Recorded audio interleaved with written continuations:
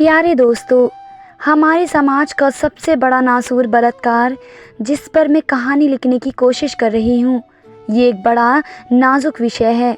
मैं कहानी के माध्यम से इस पर लिखने की छोटी सी कोशिश कर रही हूँ। आप सभी का साथ और सहयोग चाहती हूँ। ये कहानी पूरी तरह से काल्पनिक और स्वरचित है। किसी भी काल, विषय, जगह, इंसान और घटना से इसका संबंध नहीं है। अगर किसी घटना से ये मिलती लगे तो इसे संयोग ही समझा जाए। आशा करती हूँ कि आप सभी को ये कहानी पसंद आएगी और आप सभी का प्यार और प्रोत्साहन मिलता रहेगा। अगर कोई कमी या त्रुटि हो तो अवश्य मुझे बताएं। मैं उस त्रुटि को दूर करने की पूरी कोशिश करूँगी और आपकी अपेक्षाओं पर खरा उतरने का प्रयास करूँगी। आपकी अपनी रेखा जैन। तो फिर चलिए कहानी शुरू करते हैं और आप भी इस सफ़र पर मेरे साथ बने रहिए। उसकी आंखें खुली तो उसे एकदम अंधेरा नजर आया। कुछ पल उसे समझने में लग गए कि उसके साथ क्या हुआ था। वो समझ नहीं पाई कि वो कहाँ है। उसका सिर बहुत भारी हो रहा था, चक्कर से आ रहे थे, आंखें बार बार बंद हो रही थी। वो आंखें बंद कर कुछ समय के लिए सो गई। लगभग 2 घंटे के बाद पुनः उसकी आंखें खुली और फिर वो ही अंधेरा चारों तरफ मिला। समझ नहीं आया कि दिन है या रात। गला सूखा महसूस हो रहा था। उससे बहुत ज़ोरों की प्यास लगी थी। उसने किसी को आवाज़ लगाने की कोशिश की, लेकिन गले से आवाज़ नहीं निकली।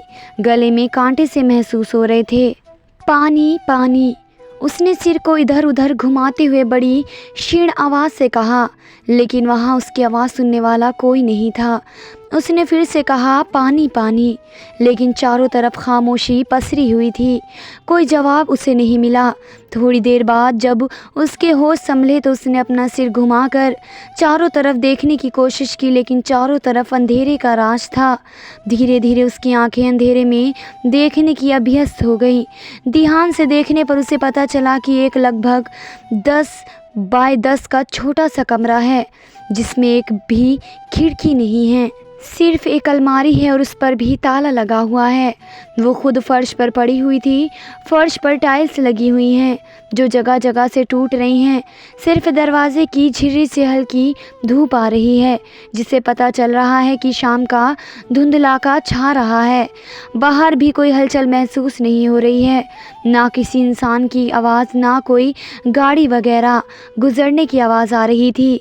चारों तरफ सन्नाटा छाया हुआ था। इससे उसे ये तो अंदाज़ा लग गया कि शायद ये कोई शहर से बाहर जंगल में कोई जगह है। उसे कमरे में पानी की सीलन की बदबू आ रही थी, जिससे उसने सोचा कि ये कोई बहुत पुरानी जगह है। उसने अपने हाथों से टटोलने की कोशिश की तो पाया कि उसके हाथ पीठ के पीछे रस्सी से बंधे हैं। उसने अपने हाथों को खोलने की कोशिश की, लेकिन नाकामयाब रही। अपने आप को बहुत लाचार और असहाय महसूस कर उसकी आंखों से आंसू बहने लगे। वो खिसकते हुए दीवार की ओर गई और दीवार से टेक लगा कर बैठ गई। अपनी स्थिति पर सोचने लगी। उसे याद आया कि उसका अपहरण हुआ था जब वो ऑफिस जा रही थी, तब उसे उठा लिया गया था। अब आपको इस लेडी का परिचय दे देती हूँ। ये है वर्षा, उम्र लगभग 26 वर्ष, रंग एकदम गोरा, पतली दुबली, लंबी, दिखने में बहुत स्मार्ट। वर्षा एक ऑफिस में जॉब करती है। उसका अपहरण तो हुआ है, लेकिन अपहरण किसने किया, क्यों किया, फिरौती के लिए या फिर कोई दूसरा उद्देश्य? उसके घर वालों को उसके अपहरण के बारे में पता चल गया या नहीं? वो वापस घर कब जाएगी?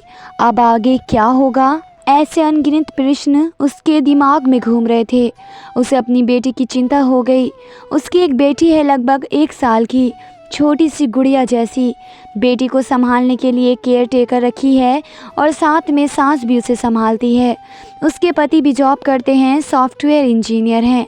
वो शाम को समय से घर नहीं पहुंचेगी तो घर वाले कितने परेशान हो जाएंगे। बेटी तो रोज़ जब उसके घर पर पहुंचने का समय होता है तो बार बार दरवाजे के पास जाती है और उंगली के इशारे से बताती हुई मम मम बोलने लगती है।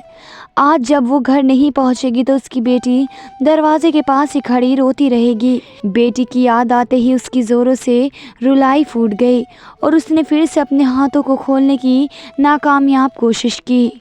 घबराहट और गर्मी से उसके पूरे शरीर से पसीने की धाराएं छूट पड़ी। उसकी सांसें धोखनी की भांति तेज तेज चलने लग गई। मुझे अपनी बेटी के पास जाना है, मेरी बच्ची के पास जाना है। वो मेरे लिए रो रही होगी, मुझे कुछ भी करके उसके पास जाना ही होगा।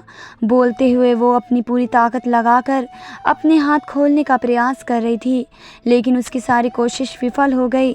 हे भगवान, मैं क्या करूं, मेरी मदद करो भगवान, वो रोते रोते बोलती जा रही थी। वो असहाय अवस्था में दीवार से अपना सिर भी पटक रही थी।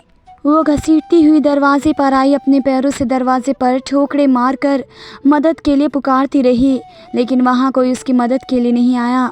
वो निराश होकर बैठ गई। उसे कोई रास्ता नहीं सूझ रहा था। रह रह कर अपनी बेटी और घर वालों की चिंता सता रही थी। उसे डर था कि घर वालों को उसके अपहरण के बारे में पता चला या नहीं। अगर पता चल जाएगा तो अपहरणकर्ता कितने की फिरौती मांगेंगे और इतने पैसे उसके पति पर कहाँ से लाएंगे। उसे अपनी बेटी की चिंता हो रही थी। उसकी बेटी रात में इसके बिना सोती ही नहीं है।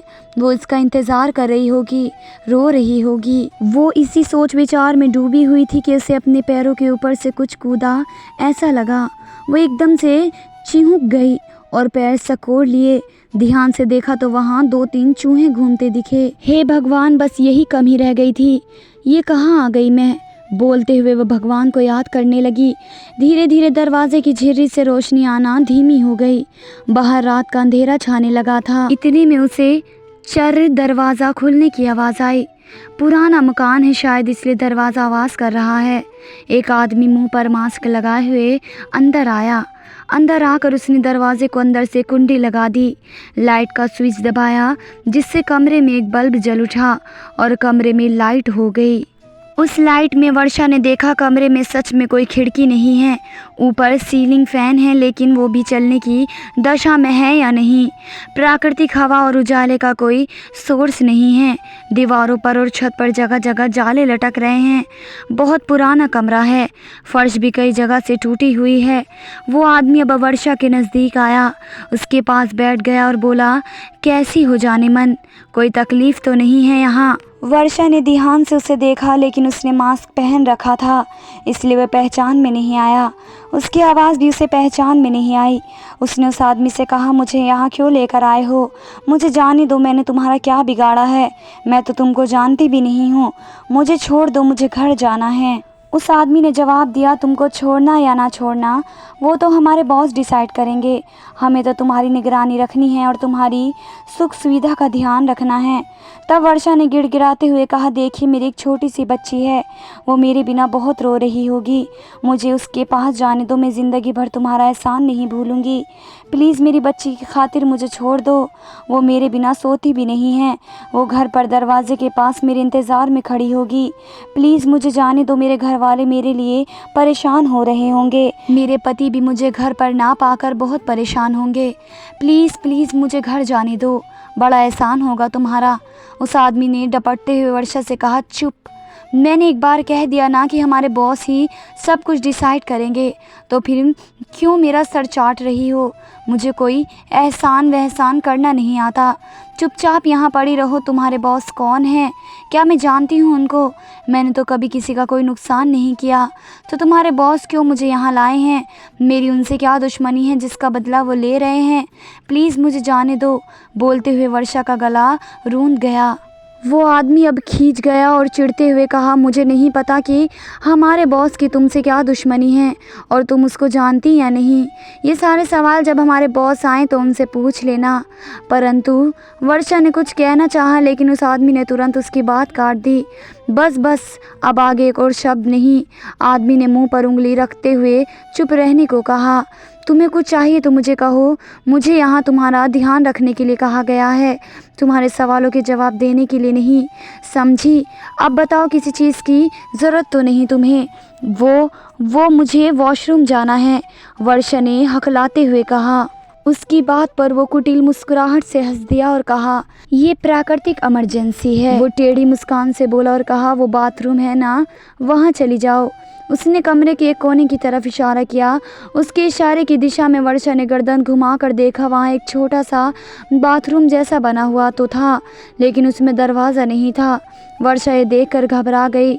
उस आदमी की मौजूदगी में कैसे बिना दरवाजे के बाथरूम का इस्तेमाल करे।